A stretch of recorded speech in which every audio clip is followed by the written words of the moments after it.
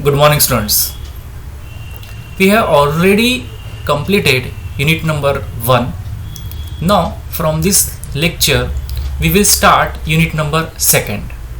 तो देखते हैं कि यूनिट नंबर 2 में जो पहला टॉपिक है वो क्या है और उसमें हमको क्या क्या चीज़ें स्टडी करना है। यूनिट नंबर 2 का जो पहला टॉपिक है it deals with demand, law of demand पहला टॉपिक है। साथ में डिमांड के डिटर्मिनेंट्स और चेंजेस इन डिमांड, ये एरिया हमको स्टडी करना है यूनिट नंबर 2 में। तो यूनिट नंबर 2 में बेसिकली हमको डिमांड से स्टार्ट करना है, देन लॉ ऑफ डिमांड और बाद में उसके नेक्स्ट टॉपिक्स हमको स्टडी करना है। तो सबसे पहले हम देखते हैं लॉ ऑफ डिमांड। समझने के पहले हम देखते हैं कि डिमांड की मीनिंग क्या होती है, what is demand. Then we will see law of demand, क्योंकि लॉ ऑफ डिमांड समझने के पहले आपको ये समझना पड़ेगा कि डिमांड क्या होती है। तो स्टूडेंट्स, आप लोगों ने जिनका 12th कॉमर्स बैकग्राउंड से हुआ है उन्होंने डिमांड का एक बेसिक उनको कॉन्सेप्ट पता होगा कि डिमांड की मीनिंग क्या है। लेकिन जो नॉन कॉमर्स है उनके लिए भी काफ़ी आसान है डिमांड की मीनिंग समझना। डिमांड क्या होती है, what is demand in economic sense. तो डिमांड की मीनिंग क्या है, it is desire to purchase. Desire means इच्छा, डिज़ायर टू परचेस मतलब कोई कमोडिटी परचेस करने की इच्छा। लेकिन सिर्फ इच्छा है परचेस करने की, उसको हम डिमांड नहीं कहते। डिमांड हम कब कहते हैं, डिज़ायर टू परचेस होना चाहिए, backed by willingness to spend मतलब पैसे खर्च करने की भी इच्छा होनी चाहिए, एंड एबिलिटी टू परचेस मतलब वो वस्तु परचेस करने की कैपेसिटी, एबिलिटी भी चाहिए। मतलब जब ये तीनों चीज़ें कंबाइन होती है तभी हम उसको डिमांड कह सकते हैं। जैसे सिंपल डिमांड की मीनिंग क्या है, डिज़ायर टू परचेस परचेस करने की इच्छा, साथ में एबिलिटी टू परचेस मतलब वो वस्तु परचेस करने की कैपेसिटी, एबिलिटी चाहिए, एंड विलिंगनेस टू स्पेंड पैसे खर्च करने की भी इच्छा चाहिए। ये तीनों एलिमेंट अगर आ जाते हैं तो ही हम डिमांड कह सकते हैं इन इकोनॉमिक सेंस। इनमें से अगर एक भी एलिमेंट नहीं है तब हम डिमांड है ऐसा नहीं कह सकते। जैसे फॉर एग्जांपल कि मेरे पास मुझे केवल डिज़ायर है परचेस करने की, मुझे 10 करोड़ की एक कार खरीदना है, मेरी डिज़ायर है परचेस करना, तो वो डिमांड होगी क्या? तो वो डिमांड नहीं होगी क्योंकि केवल डिज़ायर है, वो परचेस करने की एक इच्छा है। लेकिन मेरे पास वो परचेस करने की एबिलिटी है क्या, उतनी मेरे पास परचेसिंग कैपेसिटी है क्या, एबिलिटी है क्या? तो अगर उतनी एबिलिटी नहीं है मेरे पास तो हम उसे डिमांड नहीं कह सकते। मतलब क्या कि परचेस करने की तो इच्छा चाहिए, साथ में वो वस्तु, वो कमोडिटी परचेस करने की कैपेसिटी मतलब उतने पैसे भी चाहिए। और एक केस इमेजिन करते हैं कि मेरे को एक कार खरीदना है, 10 करोड़ रुपए उस कार की कीमत है, डिज़ायर टू परचेस है, साथ में पैसे भी है मेरे पास, एबिलिटी टू परचेस भी है, लेकिन खर्च करना नहीं चाहता मैं, तो तब भी हम डिमांड शब्द इस्तेमाल नहीं कर सकते, क्योंकि केवल परचेस करने की इच्छा है लेकिन पैसे खर्च नहीं करना चाहता मैं, विलिंगनेस टू स्पेंड नहीं है, तब भी वो डिमांड नहीं कह सकते। मतलब डिमांड कहलाने के लिए डिज़ायर टू परचेस चाहिए मतलब वो वस्तु परचेस करने की इच्छा चाहिए, एबिलिटी टू परचेस मतलब उतनी परचेसिंग कैपेसिटी मेरे पास चाहिए, और वो पैसे जो मेरे पास है उस वस्तु पे खर्च करने की इच्छा भी चाहिए। तो ये तीनों एलिमेंट जब आते हैं तो ही हम इकोनॉमिक सेंस में डिमांड शब्द उसको कह सकते हैं कि ये वस्तु की इतनी डिमांड है। तो डिमांड के लिए ये तीनों चीज़ें आनी चाहिए, desire to purchase, ability to purchase and willingness to spend. तो ये हो गई डिमांड की meaning. Desire only indicate potential purchase, केवल डिज़ायर है तो हम उसे डिमांड नहीं कर सकते। It becomes demand when the desire to purchase is supported by ability to purchase and willingness to spend. वो डिज़ायर जो है परचेस करने की वो डिमांड में तभी उसका कन्वर्शन होता है जब विलिंगनेस टू परचेस होगी और willingness to ability to purchase होगी और विलिंगनेस टू स्पेंड होगी। ये हो गई डिमांड की मीनिंग। अब डिमांड के कॉन्टेक्स्ट में हमको 2-3 चीज़ें ध्यान में रखना है कि demand is desire that is supported by money and willingness to pay, जैसे हमने इस ऊपर के इक्वेशन में देखा। Demand is always related to price and time. ये बात हमेशा इकोनॉमिक सेंस में जब हम डिमांड की बात करते हैं तो it is always related to price and time. मतलब क्या कि जब भी हम डिमांड शब्द, किसी कमोडिटी की डिमांड कहते हैं शब्द, तो उसका कॉन्टेक्स्ट हमेशा प्राइस के साथ में और टाइम के साथ दोनों के साथ में रहेगा। जैसे फॉर एग्जांपल कि अगर मैं कहता हूँ कि भाई कोई एक पर्टिकुलर कमोडिटी है कि फॉर एग्जांपल कि मैं अगर कहूँ कि एक पेन ड्राइव है, वो पेन ड्राइव जैसे फॉर एग्जांपल ये पेन ड्राइव है, ठीक है। अब ये पेन ड्राइव की जो डिमांड है, ये पेन ड्राइव की जो डिमांड है ये अगर मैं कहूँ कि इसकी डिमांड 100 यूनिट बिकते हैं, ये पेन ड्राइव की डिमांड है, ये पेन ड्राइव है, इसकी डिमांड 100 यूनिट की है, तो उसकी मीनिंग नहीं होती अगर जब तक मैं इसके साथ में प्राइस नहीं जोड़ता कि भाई ये पेन ड्राइव 100 रुपए का है, ठीक है, और 100 यूनिट ये बिक जाती है, तो भी वो डिमांड की इकोनॉमिक सेंस में मीनिंग नहीं होगी। क्योंकि अगर 100 यूनिट की डिमांड है तो कितने दिन की डिमांड है, वो एक दिन में 100 बिक सकते हैं, एक महीने में बिक सकते हैं, या 15 दिन में भी बिक सकते हैं। तो उसका कॉन्टेक्स्ट हमेशा टाइम के साथ में मुझे देना पड़ेगा। तो अगर मैं कहूँ कि ये पेन ड्राइव है, इस पेन ड्राइव की कीमत 100 रुपये है और 100 यूनिट बिक जाते हैं 10 दिन में, तब मैंने प्राइस भी बताया 100 रुपये और टाइम भी बताया मैंने 10 दिन, तब उसका डिमांड कहलाएगी कि 100 जो पेन ड्राइव है ये इसकी डिमांड है, और वो करेक्ट इकोनॉमिक सेंस में होगा क्योंकि मैंने उसे प्राइस के कॉन्टेक्स्ट में बोला है और टाइम के कॉन्टेक्स्ट में बोला है। तो डिमांड में भी x and x post, demand जो है परचेस करने के पहले और एक्चुअल परचेस, एक्स पोस्ट मतलब एक्चुअल परचेस जब हो जाता है तब उसको हम कहते हैं एक्स पोस्ट डिमांड, और परचेस करने के पहले that is x and. The demand में भी direct and derived. Direct and derive का मतलब क्या है कि जो कमोडिटी हम डायरेक्ट खरीदते हैं और उसका कंजम्पशन शुरू कर देते हैं, तो उस पर्टिकुलर कमोडिटी की डिमांड रहती है डायरेक्ट डिमांड। लेकिन अगर कोई कमोडिटी की डिमांड किसी दूसरे कमोडिटी की डिमांड पे डिपेंड करती है तो उसे हम कहते हैं डिराइव्ड डिमांड। जैसे फॉर एग्जांपल अभी सैनिटाइजर्स की बहुत डिमांड है, कोरोना के इसमें सैनिटाइजर्स की बहुत डिमांड है, तो हम क्या करते हैं सैनिटाइजर मार्केट से खरीदते हैं, फॉर एग्जांपल 100 रुपये का, तो 100 रुपये दे दिए, सैनिटाइजर मैंने खरीद लिया। ऐसे हज़ारों लोग सैनिटाइजर की डिमांड बढ़ गई, तो ओवरऑल सैनिटाइजर्स बिक रहे हैं, हम मार्केट जाते हैं, पैसे लेते हैं, सैनिटाइजर खरीदते हैं। अब from the point of view of producer आप सोचोगे कि उनको ज़्यादा प्रोड्यूस करना पड़ेगा सैनिटाइजर, तो सैनिटाइजर्स की डिमांड बढ़ गई, तो सैनिटाइजर की डिमांड क्या है, डायरेक्ट डिमांड। लेकिन सैनिटाइजर बनाने के लिए जो केमिकल्स लगते हैं उसकी भी डिमांड बढ़ गई है, क्योंकि ज़्यादा अगर सैनिटाइजर बनाना है तो सैनिटाइजर के लिए जो भी केमिकल्स, जो भी कंपोनेंट लगते हैं, वो कंपोनेंट की भी डिमांड बढ़ गई है। तो वो जो सैनिटाइजर बनाने के लिए जो कंपोनेंट्स है, जो केमिकल्स है, वो जो डिमांड है दैट इज डिराइव्ड डिमांड, क्योंकि उसकी डिमांड किस पे डिपेंड है, सैनिटाइजर की डिमांड पे। सैनिटाइजर की डिमांड बढ़ गई, इसलिए सैनिटाइजर बढ़ाने के लिए जो केमिकल्स है उसकी डिमांड बढ़ गई। तो सैनिटाइजर बनाने के लिए जो केमिकल्स होते हैं वो जो उसकी डिमांड है दैट इज डिराइव्ड डिमांड या इनडायरेक्ट डिमांड, ठीक है। ऐसे बहुत सारे एग्जांपल्स हम डायरेक्ट और डिराइव्ड डिमांड के ले सकते हैं। So this is the meaning of demand and उसके रिलेटेड हमने कंसेप्ट देख लिए। अब देखेंगे हम determinants of demand. Law of demand शुरू करने के पहले हम डिमांड को डिटरमाइन करने वाले कौन से फैक्टर्स हैं वो हमको स्टडी करना है, कि डिमांड ज़्यादा रहेगी कि कम रहेगी।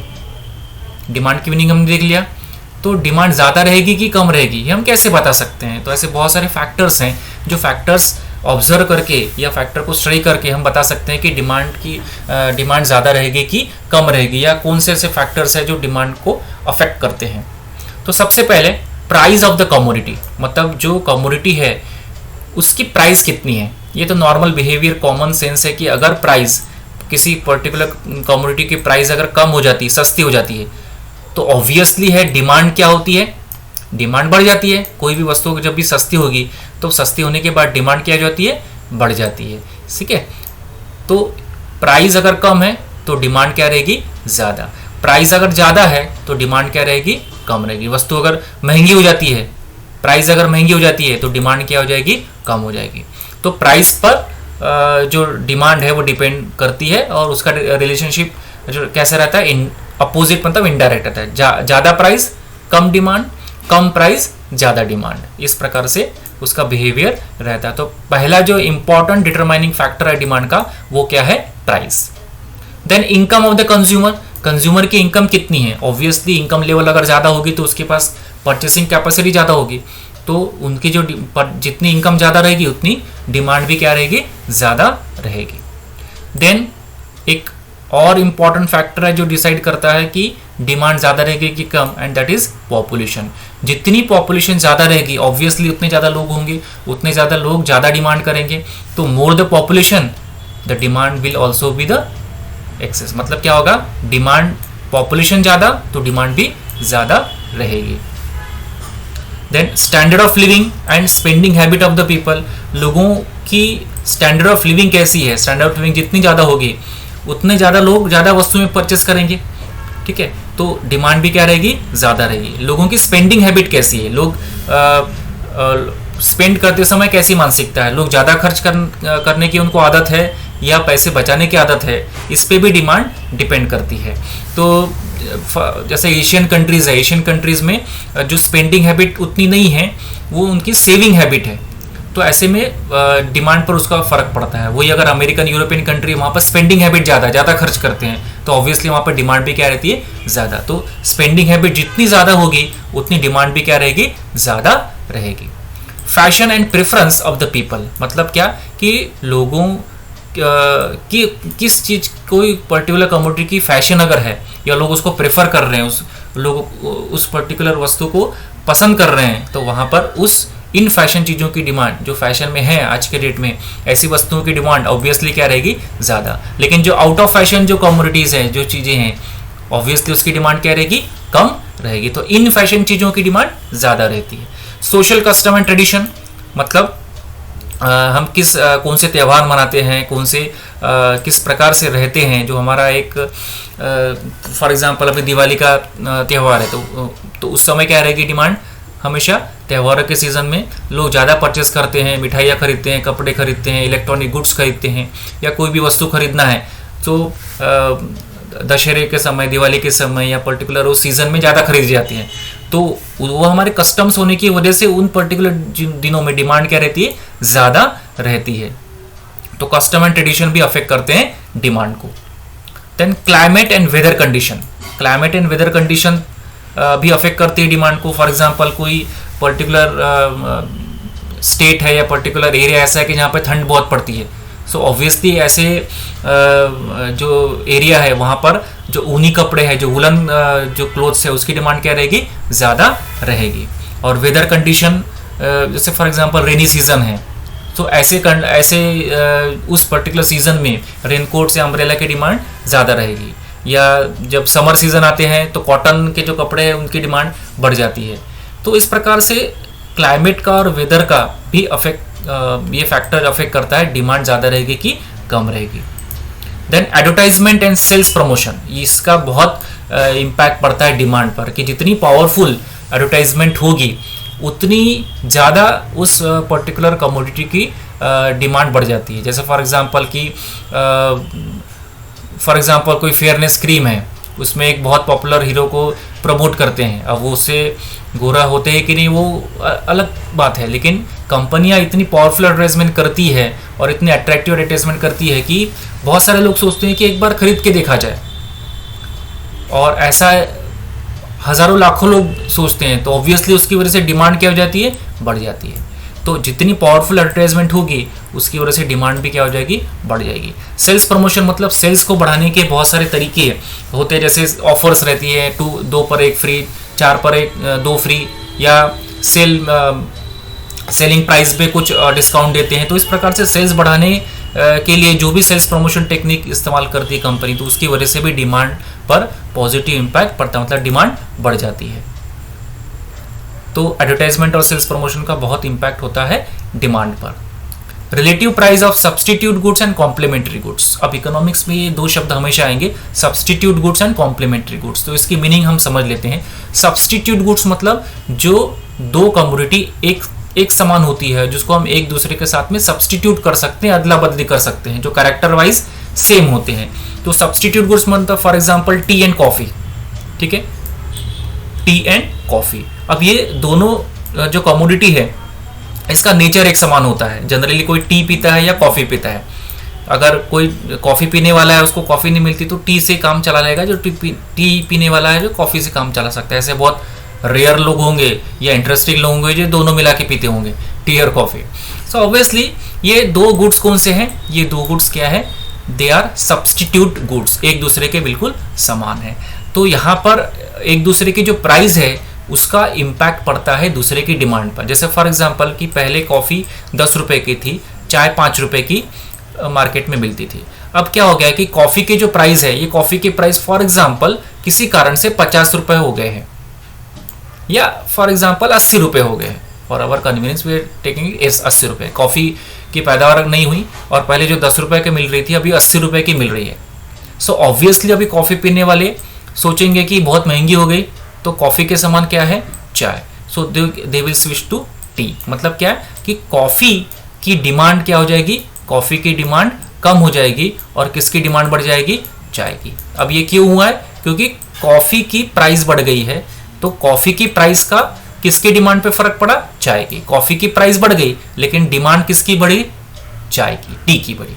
So this is the case of substitute goods. T and coffee, Pepsi, Coke, ऐसे जो एक दूसरे के समान गुड्स होते हैं वहां पर इस प्रकार से एक की प्राइस का दूसरे के डिमांड पर फर्क पड़ता है। So this is substitute goods. चाय और कॉफ़ी क्या है, सब्स्टिट्यूट गुड्स है। इसके जैसी दूसरी होती है कॉम्प्लीमेंट्री गुड्स। अब कॉम्प्लीमेंट्री गुड्स में कैसा होता है कि कॉम्प्लीमेंट्री गुड्स में दोनों कमोडिटी को साथ में कंजम्पशन करना जरूरी होता है। जैसे for example car and petrol, ठीक है। तो यहां पर क्या है कि ये जो दो गुड्स हैं ये दीज आर कॉम्प्लीमेंट्री गुड्स। अब टी और कॉफी ये कौन से गुड्स हैं, ये सब्स्टिट्यूट गुड्स है। मतलब एक दोनों में से हम एक का कंजम्पशन करते हैं, चाय का या कॉफी का, आइदर टी और कॉफी। लेकिन कॉम्प्लीमेंट्री गुड्स में मुझे दोनों का इस्तेमाल करना पड़ेगा। अगर मैंने सिर्फ कार खरीद लिया, पेट्रोल ही डाला नहीं उसमें, या पेट्रोल नहीं खरीदा तो काम नहीं चल सकता। सिर्फ पेट्रोल ही खरीद लिया, कार खरीदा नहीं तो भी काम नहीं हो सकता। मतलब ये कॉम्प्लीमेंट्री गुड्स की खासियत क्या है कि दोनों को कंबाइन करके मुझे इस्तेमाल करना पड़ता है। तो यहाँ पर भी एक की प्राइस का दूसरे के डिमांड पर फर्क पड़ता है। जैसे फॉर एग्जाम्पल की पेट्रोल की प्राइस बहुत बढ़ गई, ठीक है। फॉर एग्जाम्पल अभी 85 रुपीज़ लीटर है, वो किसी कारण से फॉर एग्जाम्पल 200 रुपये हो जाता है। तो पेट्रोल की प्राइस बढ़ने की वजह से कार की जो डिमांड है उसकी डिमांड क्या हो जाएगी, कम हो जाएगी। क्योंकि इतनी पेट्रोल की प्राइस बढ़ जाती तो लेने वाले भी सोचेंगे कि बाद में हम कार में पेट्रोल डालने के लिए हम अफोर्ड कर पाएंगे कि नहीं कर पाएंगे। तो ऑब्वियसली इसकी प्राइस का इसकी डिमांड पे फर्क पड़ गया। तो these are the complementary goods. Car और पेट्रोल क्या है, कॉम्प्लीमेंट्री गुड्स है। और टी और कॉफी क्या है, सब्स्टिट्यूट। तो एक की प्राइस दूसरे की डिमांड पर असर डालती है, तो रिलेटिव प्राइस का डिमांड पर असर पड़ता है। देन फ्यूचर एक्सपेक्टेशन, भविष्य में डिमांड ज्यादा होने वाली कि कम होने वाली, कोई एक पर्टिकुलर कमोडिटी की डिमांड कम होने वाली कि ज्यादा होने, इस प्रकार की अगर अफवाहें होंगी या इस प्रकार की ऐसे र्यूमर्स होंगी तो भी डिमांड पर फर्क पड़ जाता है। जैसे फॉर एग्जांपल कोई पर्टिकुलर कमोडिटी जो है उसके भविष्य में बहुत प्राइस बढ़ने वाली है, ऐसे कुछ मार्केट में अफवाह होगी, तो नेचुरली है कि लोगों को लगेगा भविष्य में प्राइस बढ़ने वाली है तो आज ही उसको खरीद लो, तो आज उसकी डिमांड क्या हो जाएगी, बढ़ जाएगी। लेकिन वही अफवाह ऐसी है कि इसके भाव बहुत कम होने वाले, तो जो लोग आज खरीदने वाले थे वो नहीं खरीदेंगे, वो फ्यूचर में जब प्राइस कम होगी तब वेट करेंगे और तब कम प्राइस पे खरीदेंगे। मतलब आज उसकी डिमांड क्या हो जाएगी, कम हो जाएगी। तो फ्यूचर एक्सपेक्टेशन की वजह से भी डिमांड पर फर्क पड़ता है। सो आज के लेक्चर में हमने क्या देखा, डिमांड की मीनिंग देखा और डिमांड को डिटरमाइन करने वाले कौन से फैक्टर्स होते हैं वो भी हमने आज कंप्लीट कर लिया। नेक्स्ट लेक्चर हम देखेंगे लॉ ऑफ डिमांड, ये हम नेक्स्ट लेक्चर में कवर करेंगे।